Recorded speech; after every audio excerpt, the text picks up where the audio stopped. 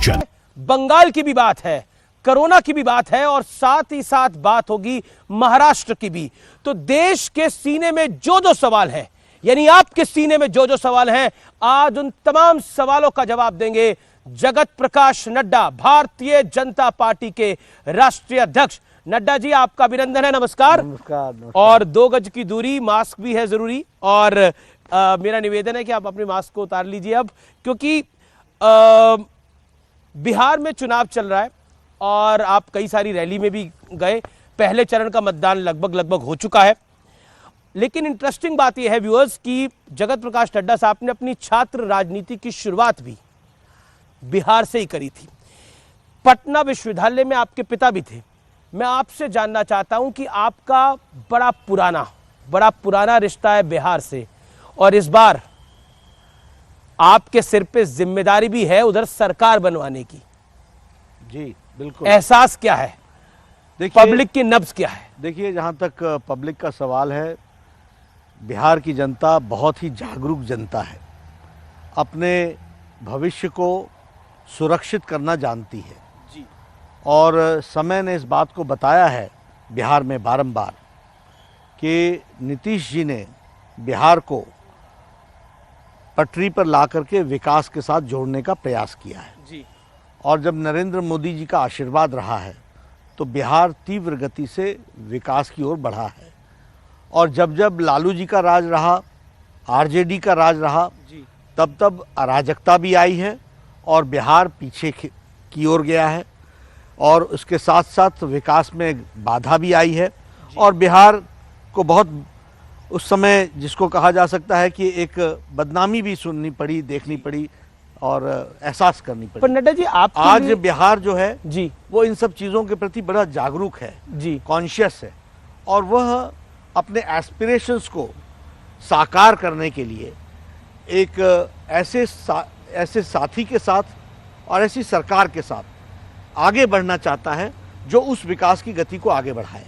और उस विकास की गति को आगे बढ़ाने में नरेंद्र मोदी जी का जो बिहार में जी जो प्यार, जो लगाव, जो विश्वास लोगों का है वो अटूट है। और साथ में नीतीश जी का ग्राउंड लेवल पर मोदी जी के द्वारा किए गए विकास कार्य को इम्प्लीमेंट करने में इनका भी एक बहुत बड़ा योगदान है। And he is considered to be a serious leader who implements things in letter and spirit. क्योंकि आपकी स्कूलिंग भी पटना से हुई, आप पटना में काफ़ी आपने स्टूडेंट पॉलिटिक्स, छात्र राजनीति भी करी, तो क्या वाकई आपको लगता है कि इस कनेक्ट का भी बिहार में आपको कुछ फ़ायदा मिल रहा है जब आप ज़मीन पर उतर रहे हैं, या फिर आपको लगता है कि ये आपके लिए थोड़ी ज़्यादा मुश्किल है? नहीं, जहाँ तक सवाल है बिहार के चुनाव की दृष्टि से, मुझे बिहार पूरा अच्छे तरीके से समझ में आता है और बिहार की जो परिस्थितियाँ हैं, किन उतार चढ़ाव से गया है, ये मेरे आंखों के सामने है। इसलिए मुझे वो लोगों को समझाने में ना दिक्कत होती है, क्योंकि मुझे कोई उदाहरण की ज़रूरत नहीं है, मुझे कोई पढ़ने की ज़रूरत नहीं है, मुझे कोई उसके इतिहास में जाने के लिए किसी से कोई ट्यूटर लेने की ज़रूरत नहीं है। मेरे आंखों के सामने गुजरा हुआ सारा है और मैं उनको, उस सारी चीज़ों को मैंने महसूस किया है। इसलिए जहाँ तक बिहार का सवाल है और बिहार के लोगों का सवाल है, वो भी जानते हैं मुझे कि इस छात्र राजनीति मैंने वहाँ की, शुरुआत मेरी वहाँ हुई और उसके साथ साथ मैंने वहाँ के आंदोलन में अपने आप को पार्टिसिपेट किया। वहाँ के सभी लोग मेरे साथ, हर पॉलिटिकल पार्टी के लोग मेरे से परिचित हैं। क्योंकि हमने स्टूडेंट पॉलिटिक्स की बात करी, जब हम एक एग्ज़ाम देते हैं तो कई बार लगता है कि ये जो 10वीं का एक पेपर था वो 11वीं से थोड़ा ज़्यादा मुश्किल था, या कई बार लगता है 12वीं का जो पेपर है वो 11वीं से ज़्यादा मुश्किल है। तो मैं आपसे जानना चाहता हूँ, जगत प्रकाश नड्डा के लिए पर्सनल लेवल के ऊपर ये इम्तिहान, बिहार के चुनाव कितना महत्वपूर्ण है?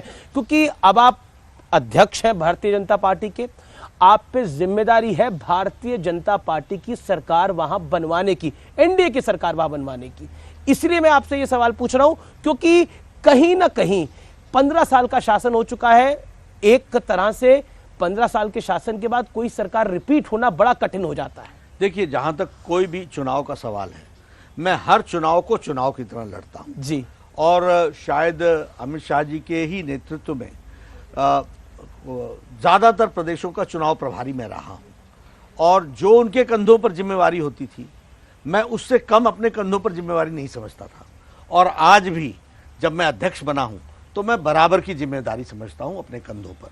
इसलिए यह चुनाव भी एक चुनाव की तरह मैं देख रहा हूं। आपने अमित शाह जी की बात करी, तो अमित शाह एक बड़े सक्सेसफुल अध्यक्ष रहे भारतीय जनता पार्टी के, और 2019 में अमित शाह की रणनीति की वजह से और नरेंद्र मोदी जी का चेहरा था, इसमें कोई दो राय नहीं है, एक बड़ी जीत भारतीय जनता पार्टी ने हासिल करी। अब आप अध्यक्ष हैं और कहीं ना कहीं मुकाबला अमित शाह से करा जाता है, आप स्वयं ना करें लेकिन आप एक आंकलन में करा जाता है, तो क्या आपको लगता है कि वाकई ये जिम्मेदारी बहुत बड़ी है? मैं काम की तरफ ध्यान रखता हूं और चुनाव को चुनाव की तरह लड़ रहा हूं जी, इसलिए अपनी जिम्मेवारी को बखूबी निभाऊंगा और पूरी ताकत के साथ निभाऊंगा, इसकी चिंता करूंगा। तो अमित शाह जी से सलाह लेते रहते हैं? बिल्कुल, मैं कोऑपरेटिव तरीके से काम करता हूं, सबका साथ लेकर के काम करता हूं जी। और हमारे यहाँ काम करने का तरीका भी यही है कि हम सभी साथियों को अपने साथ लेकर के चलते हैं। इसलिए मैं ये कह सकता हूं कि जहां तक चुनाव का सवाल है, एक टीम स्पिरिट में हम लड़ते हैं और सबका साथ लेते हैं, और उनकी जो पॉलिटिकल विजडम है जी, उसका हम पूरा उपयोग भी करते हैं, और हर छोटी बड़ी बात में हम उनके साथ परामर्श भी करते हैं, और ये आज से नहीं कर रहे हैं। तो इस इक्वेशन को आप कैसे डिफाइन करते हैं, अमित शाह जी और आपकी जो इक्वेशन है? बहुत अच्छी इक्वेशन है और आज की नहीं है। युवा मोर्चा में हम सब साथ थे, जब मैं राष्ट्रीय अध्यक्ष था तो भी वो युवा मोर्चा में थे और वरिष्ठ पदाधिकारी थे। हम सब लोग एक साथ मिलकर के काम करते हैं। जब वो राष्ट्रीय अध्यक्ष बने तो मैं उनके साथ महामंत्री रहा हूँ और मैं उनके द्वारा दिए गए काम की जिम्मेवारी निभाता रहता हूँ। कम्युनिकेशन, डायलॉग, अंडरस्टैंडिंग, ये सब चीज़ें हमारी पार्टी में एक रीति नीति में बसी हुई चीज़ें हैं, एक जिसको हम कहते हैं हमारे सिस्टम्स में ये है। इसलिए इस सिस्टम्स में से जो निकले हुए हम लोग हैं, उनके बीच में ये सब छोटी बड़ी बातों का परामर्श होना और सबके परामर्श को अपने साथ जोड़ करके चलना, यह एक हमारे परंपरा रही है और उसको मैं भी निभा रहा हूँ।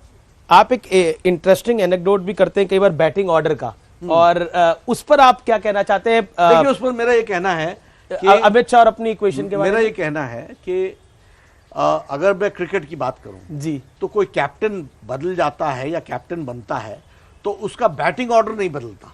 बैटिंग ऑर्डर अगर वो मिडिल ऑर्डर बैट्समैन है तो वो ओपनर नहीं बन जाता। उसी तरीके से फुटबॉल में जी, कोई अगर सेंटर फॉरवर्ड खेलता है और कोई फुल बैक में खेलता है तो वो अगर फुल बैक कैप्टन बन जाए तो वो सेंटर फॉरवर्ड में जाकर के खेलता नहीं है जी। इसलिए हमारे पार्टी में भी कैप्टन बदल सकते हैं, लेकिन उनके कार्यशैली और कार्य के अनुसार जो काम दिया जाता है वो उसी तरीके से काम करते हैं। अमित शाह हमारे सेंटर फॉरवर्ड पहले भी थे, आज भी हैं। अमित शाह जी हमारे बैट्समैन ओपनिंग रहे हैं, वो वैसे ही हैं। कुछ लोग मिडिल ऑर्डर बैट्समैन होते हैं, लेकिन कलेक्टिव